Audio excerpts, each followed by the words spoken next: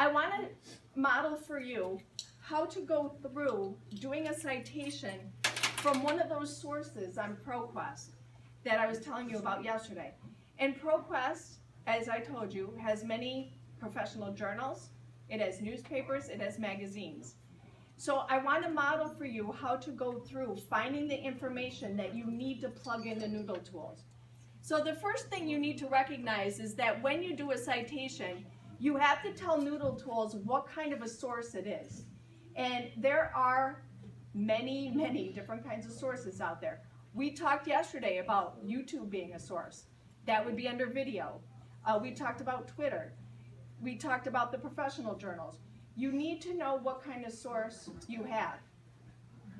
The first thing you need to know, though, is that the source I got was from a database. Databases are subscriptions that we paid for you to have access to, and you have to give them credit. So I'm going to choose database first, and then I'm going to click on the green Create Citation button. Now, as I said, there are many different kinds of resources in there. I have to pick the kind of resource that it is. My resource is right here. And it tells me, thank you very much, it tells me right at the top, it's Journal of Abnormal Child Psychology. Great, it tells me it's a journal, it makes my life so much easier. So I'm going to choose Journal, and then it sets me up in the right place to start copying information from the source and putting it in. I've got a journal from a database. If you remember, we talked yesterday too about websites having professional journals on them. Then you would choose journal that you accessed from a website. So make sure that your tab is in the right place. Now, the name of my database was the one I directed you to yesterday. It's called ProQuest. And you can see it shows up different kinds. None of those are the ones that we have. So I'm just going to leave it as ProQuest Professional is the name of it. Now, this is a good point. I've got a yellow triangle with an exclamation mark in it. Noodle Tools is not happy about something I've done. The nice thing about it is when I mouse over it, it tells me exactly what I need to fix. The letter I need to capitalize. And it's telling me that ProQuest has a capital Q because they know that. So great. They took care of it for me. Now, in Noodle Tools, the required pieces have a little tiny red asterisk in front of them. Those are required. That's the minimum requirement. For your benefit, you should put in as much as you can find. So this database accession number, it tells me what it is if I'm not sure. It's not included in the citation, but it can be helpful to you later.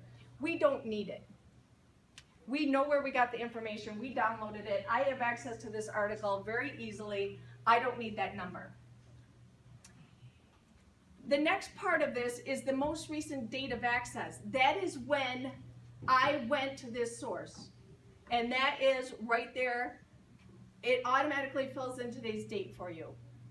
Now, this piece. If you think you're going to forget this, write this down.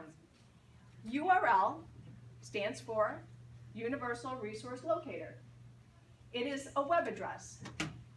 It is useless for a database unless you're logged into it because it's a subscription and you have to be logged in order for it to work. So, and it's really long and ugly. So for a database, you don't put the URL in. For a website, you will because it'll be helpful for you to access it later on. Even though it's not required, it's helpful.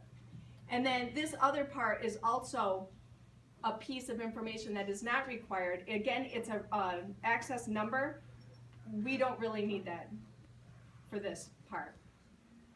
Now we're into the article section. So I'm not citing the entire journal. I am citing one article inside that journal. So now they want to know all this information. And the nice thing about a journal is it pretty much is in your face. It's all right here. And I've got my 3 authors that I can plug in. Hopefully I can copy and paste. And then I can just click and drag these. So you can highlight it and just drag and move it.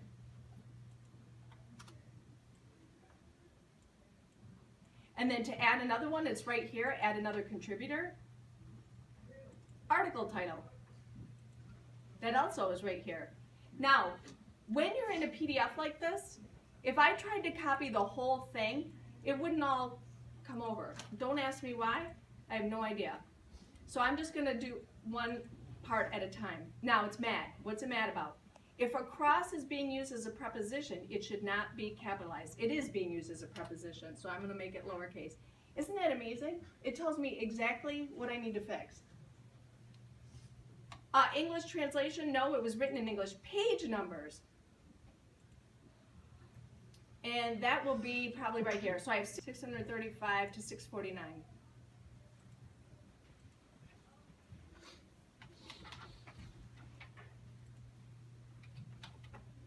Name of the journal. And we said that up at the top. It was right at the top, which was nice. It was right here in little tiny print.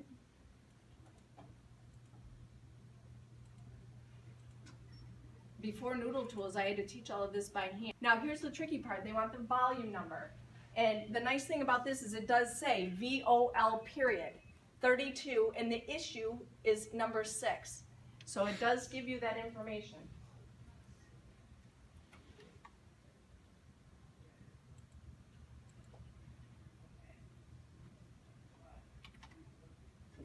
And then the year 2004.